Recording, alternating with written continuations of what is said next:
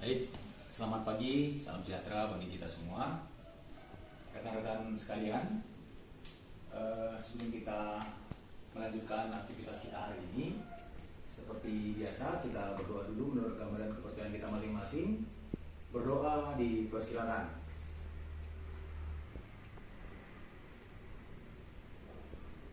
Berdoa selesai.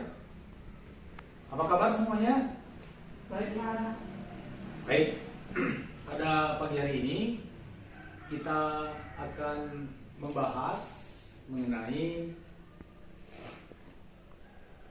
melakukan supervisi pengelolaan kas. Rekan-rekan sekalian, sebelum saya melanjutkan penyampaian materi ini, izinkan saya untuk memperkenalkan diri. Nama saya Radiaman Sinaga. Saya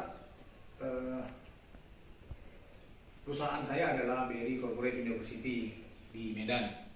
Saya sudah bekerja lebih kurang 25 tahun di BRI. Mungkin itu aja perkenalan kita, teman-teman. Mari kita lanjutkan materi kita hari ini adalah melakukan supervisi pengelolaan kas. Kalau kita berbicara tentang pengelolaan kas, kita harus memahami dulu apa itu kas. Namun sebelumnya saya akan sampaikan dulu tujuan dari pembelajaran kita pada pagi hari ini. Adapun tujuan kita seperti yang akan saya sampaikan adalah setelah selesai mengikuti pembelajaran ini atau pelatihan ini, peserta dapat menjelaskan secara baik ya bagaimana cara memvalidasi pemeriksaan fisik uang tunai atau cash out name yang sesuai dengan prosedur yang berlaku. Dan apa yang menjadi manfaatnya nanti di sini adalah peserta dapat menerapkan cara memvalidasi pemeriksaan fisik uang tunai di unit kerjanya masing-masing. Baik, kalau boleh tahu apa itu uang? Ada yang bisa tahu nggak apa itu uang? Alat melakukan transaksi. Oke, alat melakukan transaksi, benar. Ibu sini? Setuju, Pak. Setuju ya? Oke, benar ya. Jadi uang itu adalah sesuatu alat atau sebagai alat perantara dalam berdagang sehingga terjadi pertukaran barang di situ. Kalau zaman dulu namanya barter. Tetapi kalau dia hanya bertukar barang itu kurang efektif, sehingga dibuatlah dalam bentuk namanya uang untuk alat tukar. Ya, nah kita bisa paham bahwa ada dua kelompok fungsi uang tersebut. Ya, ada dua fungsi alat fungsinya, yaitu fungsi asli, ya, fungsi asli, dan kedua fungsi turunan. Ya, kalau fungsi asli itu ya juga kita bagi lagi menjadi uang sebagai alat tukar. Ya, tadi yang saya sudah sampaikan untuk mempermudah kita untuk mendapatkan suatu barang. Dengan begitu kita dapat menghemat waktu. Ya, jadi dengan cerita tentang fungsi uang sebagai alat tukar itu akan membuat kita lebih efisiensi. Ya, karena tinggal menukarkan uang dengan apa yang kita inginkan dan apa yang kita butuhkan. Nah, kemudian fungsi asli yang kedua yaitu uang sebagai alat ukur. Nah, sebagai alat ukur di sini menentukan besaran nilai suatu barang. Misalnya si A ya ingin membeli sesuatu barang. Nah, barang itu ditentukan harganya katakanlah 3.000. Sehingga itulah yang disebut dengan nilainya. Sehingga nilai 3.000 tadilah yang disebut sebagai fungsi uang sebagai alat ukur. Kemudian tadi yang kedua, fungsi turunan. Ya, fungsi turunan itu apa? Sebagai alat pembayaran. Pastinya ini berbeda juga uang sebagai alat tukar tadi. Maksudnya apa? Ya, di sini adalah ketika uang dibayarkan tanpa ditukar dengan benda atau jasa apapun. Contohnya membayar pajak. Ya. Kemudian uang sebagai penunjuk harga, ya. Di sini juga memiliki nilai yang berbeda-beda. Kalau dicontohkan, misalnya harga 1 kilogram jeruk itu 8.000. Sementara harga apel itu 9.000. Itulah menentukan bahwa dia sebagai penunjuk harga. Jeruk 1 kilo 8.000, apel harganya 9.000. Itu menentukan bahwa itu menunjuk harga. Kemudian juga uang itu sebagai pembayar utang. Ya. Semua kita mungkin punya utang, sehingga uang juga dijadikan sebagai pembayar utang. Lalu ada juga fungsi turunannya itu sebagai alat penimbun kekayaan. Apa artinya? Ya, Bapak Ibu mungkin sudah bisa melakukan investasi, ya. Atau pada saat kita punya kelebihan uang, kita tabung. Sehingga itu fungsinya untuk apa? Ada sesuatu yang mendadak, kita bisa manfaatkan. Rekan-rekan sekalian, kita juga bisa melihat jenis-jenis uang, ya.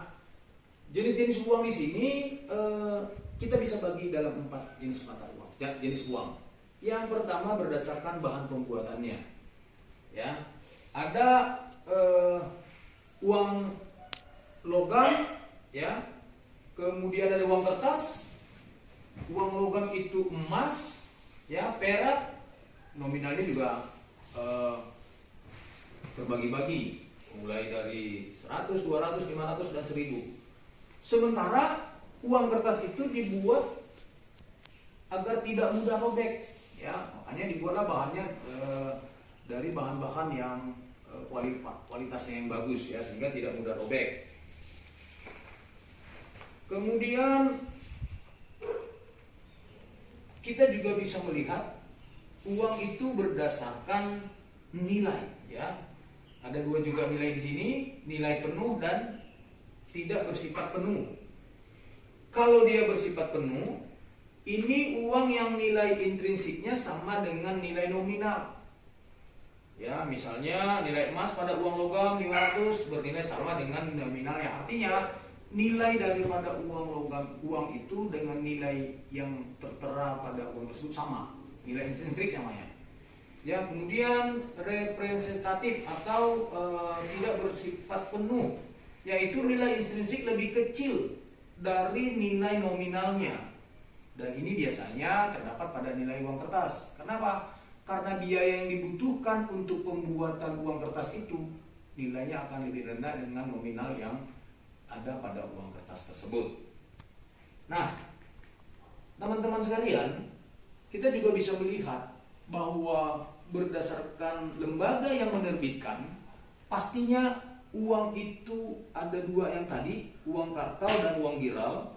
Kalau uang kartal itu diterbitkan oleh Bank Indonesia dan digunakan oleh seluruh masyarakat dalam bentuk uang logam dan kertas.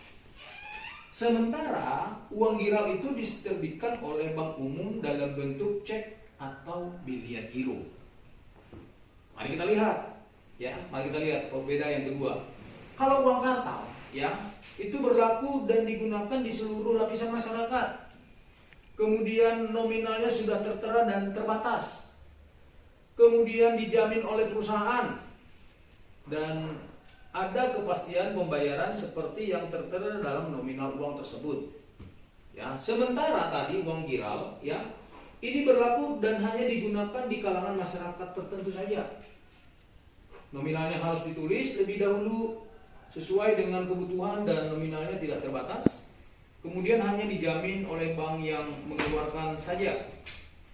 Dan belum ada kepastian pembayaran termasuk dari beberapa hal di dalamnya, termasuk lembaga yang mengeluarkannya. Teman-teman sekalian, dari uraian yang saya sampaikan tadi, bisakah saya simpulkan bahwa bagaimana teman-teman bisa melakukan atau cara memvalidasi pemeriksaan fisik uang tunai secara baik sesuai dengan prosedur yang berlaku? Oke? Sampai di sini ada yang mau ditanyakan? Silakan, teman-teman. Ada yang mau ditanyakan?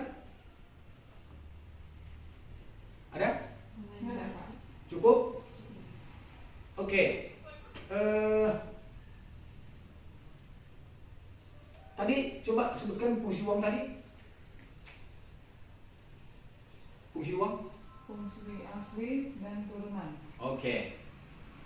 Lalu bagaimana tadi cara memvalidasi? Kan ada tadi kan kita lihat harus keasliannya ya, keasliannya gitu. Oke, baik teman-teman, karena kita sudah selesai, ini tolong diisi dulu ada evaluasi ya, evaluasi dari kami. Teman-teman mengisi, ini ada pilihan berganda, kemudian ada esainya, tolong diisi ya. Ada evaluasi untuk kita.